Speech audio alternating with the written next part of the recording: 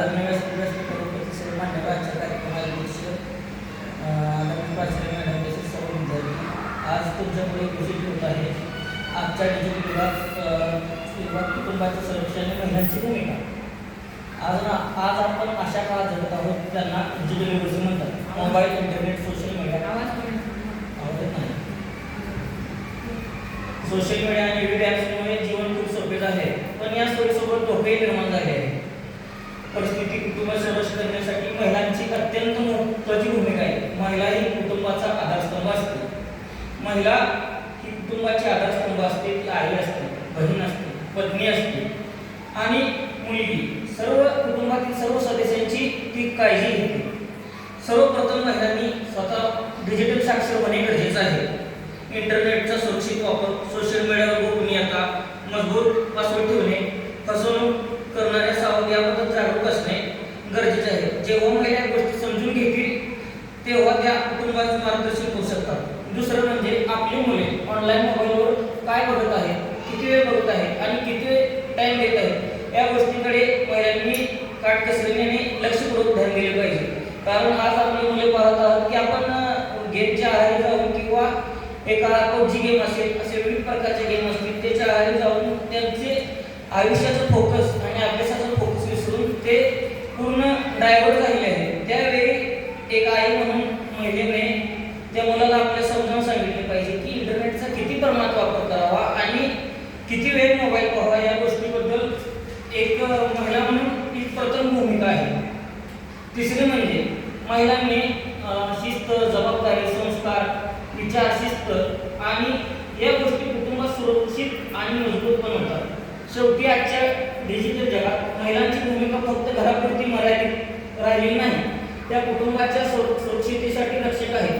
त्यांच्या जागरूकतेमुळे आणि योग्य मार्गदर्शनामुळे कुटुंब सुरक्षित आणि सशक्त आनंदी राहू शकते। म्हणूनच आपण सर्वांनी या महत्त्वपूर्ण भूमिकेचा आदर केला पाहिजे आणि त्यांना डिजिटल सुरक्षेचे प्रोत्साहन दिले पाहिजे।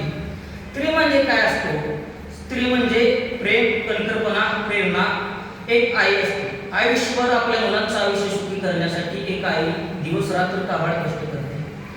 आपल्या एक बहीण असते, कायम आपल्या भावाच्या पाठीशी उभी राहते। ती एक पत्नी असते, आपल्या जोडीदाराच्या सुखदुःखात चिंता आणि सर्व गोष्टीत ती भागीदार होते। एक मुलगी असते, जिला आपल्या घराचे नाव मोठे करण्यासाठी ती जिद्दीने पेटून उठलेली असते आणि तिला समाजात काहीतरी आपल्या घराचं नाव मोठे करायचे यासाठी ती सतत झटत असते। स्त्री एक मार्गदर्शक आहे, समर्थक आहे।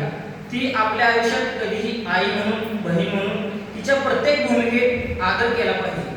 आपल्या जीवनात स्त्री नसेल तर आपले जीवन अपूर्ण आहे। ती असेल सोबत तर जीवन आपले सुवर्ण, ती असेल सोबत तर आपले जीवन सुवर्ण, ती नसेल सोबत जीवन आपले जीवन अपूर्ण। तिच्यामुळे आपल्या घराला आहे घरपण, तिच्यामुळे आपल्या घराला आहे घरपण, तिच्यामुळे आपले सुनेसारे जीवन, आपले सुनेसारे जीवन। खरं घरात एक स्त्री नसेल तर आपलं घर नरक होतं। आपल्या घरात स्वर्ग, आयुष्य स्वर्ग बनवण्याचे काम स्त्रिया करतात। काही स्त्रिया आपण समाजामध्ये पाहू शकतो की भल्या पाठी उठतात, स्वयंपाक स्वतः बनवतात आणि त्या कामाला जातात आणि कामाला दिवसभर तिथे कष्ट करून सुद्धा परत नंतर घरी येतात आणि घरी येऊन सुद्धा घरची कामं करतात। अशा स्त्रियांना कितीही कौतुक केले तरी आज महिला दिन कमीच राहील।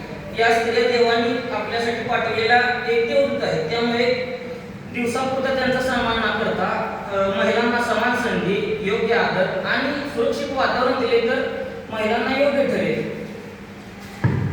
शेवटी जाता जाता एवढेच म्हणेल, यत्र नारीस्तु पूज्यन्ते रमन्ते तत्र देवतः, यत्र स्था न पूज्यन्ते सर्वास्तु फलप्रिया।